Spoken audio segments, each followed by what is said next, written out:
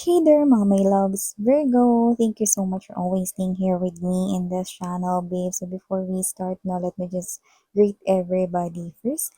Hi and hello there, everyone. Ako po si Yan. New subscribers, tuloy welcome. At sa mga returning viewers, thank you po sa inyong walang sawang support. So kung hindi niyo pa po knows, meron po tayong isa pang channel. Ang link is down below sa ating description box. Kaya kung interesado kayong tumambay dyan din, kita-kita din tayo there. So, yun nga mga babes, kung hindi niyo pa knows na meron akong inopen, no? Kasi nga maraming mga gusto ng update for the no contact situation, no? Meron silang person on their mind. At kung isa ka sa curious kung ano ba yung iniisip niya sa'yo ngayon, ano ba yung view niya sa inyo ngayon, or may possible message pa siya sa inyo but can't say directly to you, you might want to give it a try, no? So, if you're interested, you may inquire dito sa The High Priestess Tarot kr@gmail.com. So, yung mga babes, no, hindi yan permanente kasi pag naging busy na ulit ang lola ninyo, yan, no, babalik na tayo ulit sa ating daily routine. So, yun nga mga babes, no, before we start, alam niyo naman ang ating drill. Wala tayong gender dito. So, babae, lalaki, LGBT, lahat kayo welcome. Even cross-watchers, no, pwede nyo i-flip yung roles if you want. Since this is general reading, and at the end of the day, you always have your free will with you na free niyong gamitin anytime, anywhere. So let's go ahead and check this. Messages for you, Virgo. So Archangel Michael, thank you so much, together with the angels and spirit guides, for being present here in this reading. This is for my Virgo people. What do we have here for Virgo, mga kaganapan na dapat paghandaan ni Virgo or asahan, i-look forward ni Virgo? Can you please show me? This reading is intended for my Virgo people. Cross-watchers, pwede nyo i-flip yung roles if you want. Okay.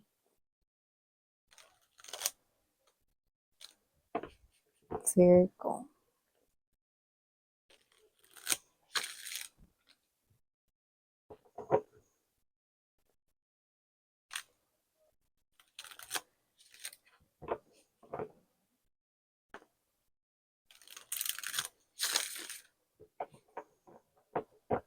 Okay, so let me do the honor na ilatag mo na ang ating mga energy sa table before we start. You have here the Four of Fire energy. We also have here the Wise Counselor. That is the Hierophant energy. Seven of Fire or the Seven of Wands. Two of, the Lovers, but I was about to say the Two of Cups energy. Wow, we also have here the Magician energy. The Ego is also here. Eight of Earth energy transformation, Five of Fire energy, or the Five of Wands energy. Looks like nagkakaroon kayo ngayon, or kung hindi pa, maaaring magkaroon kayo, no, ng parang, ito ba talaga yung gusto kong gawin na trabaho? Ito na ba talaga yung trabahong gusto kong mag-settle ako? Gusto ko ba talaga tong work na to? Or ito ba talaga yung negosyong gusto ko talaga? Yan. Parang magkakaroon kayo ng ganyang thinking, no? Maaaring pag-isipan ninyong mabuti, no, ang inyong pinansyal, no, kasi maaaring may imbalance sa inyong pinansyal, or maaaring nakakaranas kayo ng iba ng shortage of finances, or yung iba naman, parang naguguluhan kayo, eto ba talaga yung gusto ko? Yan, no? Or baka meron dito mga graduating na parang mga students na parang hindi pa nila alam, ano ba yung talagang yung kurso na gusto kong kunin, or ano ba talaga yung gusto kong maging trabaho in the future. Yan. So, nakikita ko dito that you will be thinking right here, no, na gusto mo kumita ng money, pero at the same time, gusto mo rin yung ginagawa mo. Yung iba naman, possible na may mga work na kayo na na-experience before, pero hindi naman talaga kayo as in 101% satisfied or contented doon. Na parang kayo to na gusto ninyo ng klase ng work na talagang mahal ninyo yung ginagawa ninyo to the point na parang excited kayo na gawin yun, no? Yung hindi nyo kailangang mapilitan, yung hindi nyo kailangang mabugnot sa umaga, no? Yung mauuna pa kayo sa alarm clock because you're excited to do that work, you're excited to go to work, you're excited to do that business or whatever. Okay? Yun yung nakikita ko rito. Okay? Virgo, another message right here na nakikita ko. It looks like you've already found the one. Meron na kayo ngayong kausap. At kung hindi niyo pa ito nakakausap, this person could be coming in, no? Maaaring sa mga susunod na weeks, no? Possible 4 weeks from now. Or, let's say, before 2024 ends. No? Iba sa inyo, natagpuan nyo na siya, pero maaaring hindi nyo pa alam na siya na yung para sa inyo. Sa ngayon, nakikita ko na nag-enjoy kayo magkausap. Sa ngayon, nakikita ko may namumuong friendship. Pero sa ngayon, nakikita ko rin that both of you is may nararamdaman na rito na parang instant connection na parang nagkakaintindihan kayo. And for some reason, parang kahit bago pa lang kayo magkakilala, parang tingnan nyo lang yung isa't isa, gets nyo na. Yan, no? So, iba sa inyo, magsa-start kayo as friends nitong person na to, no? So, nakikita ko yan. So, maaaring mga babes na makilala nyo siya rito, no? Sa isa sa mga hobbies or interest ninyo. No, example, mahilig kayong sumali sa mga fun run, maaaring makilala mo siya doon. No? Example lang naman yun mga babes, no? So, maaaring mahilig kayo na mag-drawing, nagpunta kayo sa isang art gallery, maaaring makilala mo siya doon. Basta, one of your hobbies or interests, no? Possible na makilala mo siya doon. Iba naman, possible na mahilig kang mag-trek or mag-hiking, no? Maaaring makilala mo siya doon. Yan, may ganun tayo nakikita dito. So, for some reason, nakikita ko that this person right here is someone, no, na nakatakda for you. And parang ready ka na daw, no, Virgo. Universe is saying, ready ka na daw for the higher level of commitment because the wise counselor is here. Parang meron na rito isang klase ng anunsyo na ihanda mo na yung sarili mo dahil makikilala mo na ang taong para sa'yo, no? The next person you'll meet, kung hindi mo pa nami-meet yung iba sa inyo, no? Kung hindi niyo pa nami-meet ito, the next person you're gonna meet, hindi mo lang siya magiging next ka in relationship, kundi siya na yung taong pakakasalan mo. Wow, ang bongga at hindi lang yan. With the Magician card energy, no, kuhang-kuha ng infinity symbol na ito na nakailaki no, sa bumbunan ng ating magician, no? Yan, no? Ibig sabihin, this is more than what you expect in love. This is more than your manifestation in love. This is infinite and beyond. At hindi kayo rito magkakahiwalay, no? Yun ang maganda. Ibig sabihin nun, no? Kung ikaw to na ayaw mo ng babaero, nakikipag-usap sa kung sino-sino, no? Ayaw mo nang nangiiwan, ayaw mo ng lalakero, no? Ano man yan, well, hindi siya gano'n. Malayong malayo itong tao na 'to sa gano'n. Yan, kaya wala akong nakikitang maghihiwalay dito, 'no? At yan, 'no, hindi ninyo magiging problema ang babae o lalaki dito. Yan, ang bongga nun guys, 'no? Pero meron lang akong nakikita rito na, "Bemis yan, may pero pa." Meron akong nakikita rito na posibleng meron siya ritong bisyo. Pero huwag kayong mag-alala, hindi naman ito yung sasaktan kayo, mananakit, no, or uubusin yung pera sa alak or whatever, no, yan, no. Parang meron lang dito na parang, kunwari ganito, example, kung umiinom siya ng alak, no, occasionally lang, no, pag may birthday, may mga event, mga ganyan, umiinom siya ng alak, no. Sasabihin natin na possible na kunwari high blood siya, no, pero umiinom pa rin siya ng alak paminsan-minsan, no, parang kahit walang okasyon, no. Pero hindi siya lasinggero, yun, pero parang, alam mo yun, parang hilig niya yun or parang parte na rin ng pagpapaantok niya na parang ikaw 'to na parang nakikita na kita na magsasaway ka ng gano'n, 'no?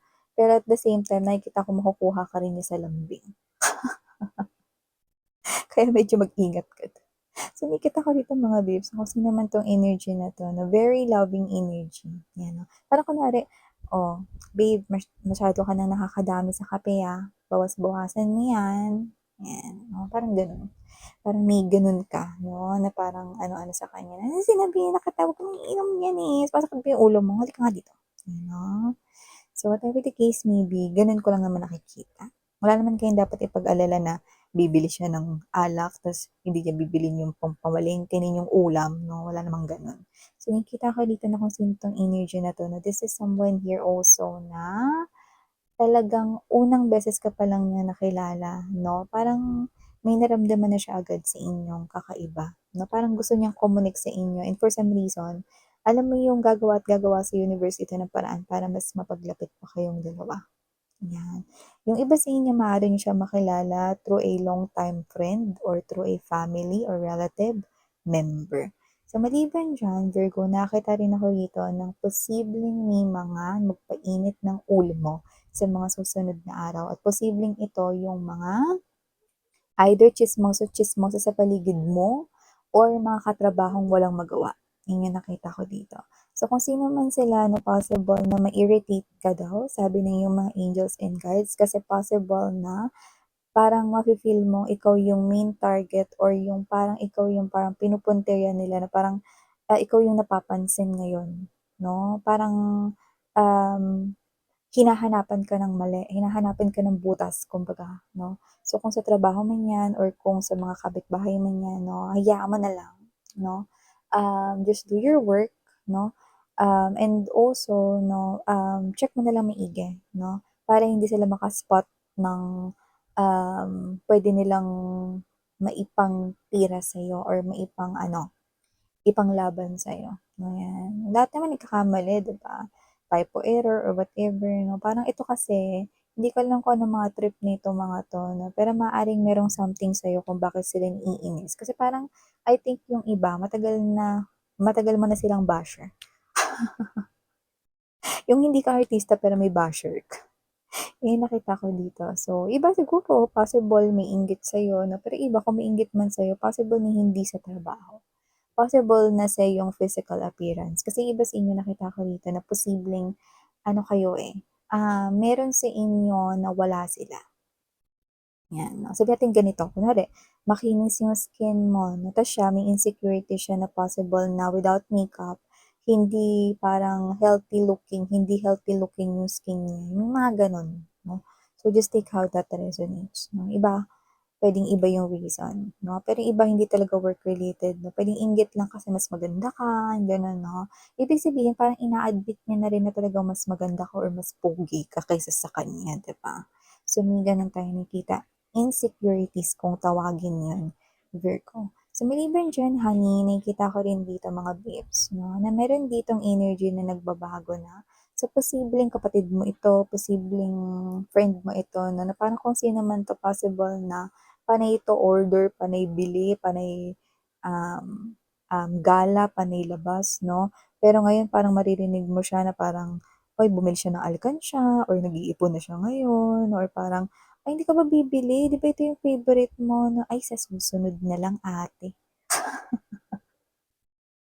Sa susunod ko na lang yan bibilhin. Yan 'no, parang ngayon nagma-mature na siya especially when it comes to money goals, pentacles, nagiging masinop, posibleng nagiging praktikal at hindi na rin siya pala-order, yan 'no. Tsaka parang kinokontrol niya rin yung sarili niya, 'pag meron siyang nakikitang gusto niyang bilhin, add to cart lang, ano, hindi niya chine-checkout. Dati kasi pagka-add to cart 'no, inaabangan niya yung 8.8 sale, 7.7, lahat na 'no, lahat na ng may point, 'di ba? Tapos marami siyang chine-checkout. Pero ngayon nakita ko dito na makikita mo yung improvement sa kanya, may progress 'no, na parang nagiging mature na siya in handling financial thing 'no. So yan, maybe this could be someone here na parang may pagka-teenager or young vibe, pero iba naman doesn't have to be na teenager. Actually iba nga baka mas matanda pa sa'yo pero, ngayon pa lang nagma-mature sa pag-handle ng money. So, maliban diyan, Virgo, nakita rin ako dito mga babes so, na meron ditong person na possible na nagpe-pray. Ano yung pinipray niya rito na may kinalaman sa akin, Miss Yan? Ang pinipray niya rito mga babes, no, is sana paunlakan mo ang kanyang imbitasyon. Dalawa nakuha ko dyan. One, pwedeng secret admirer mo yan. Gusto kang i-invite out for dinner, date, or date, no?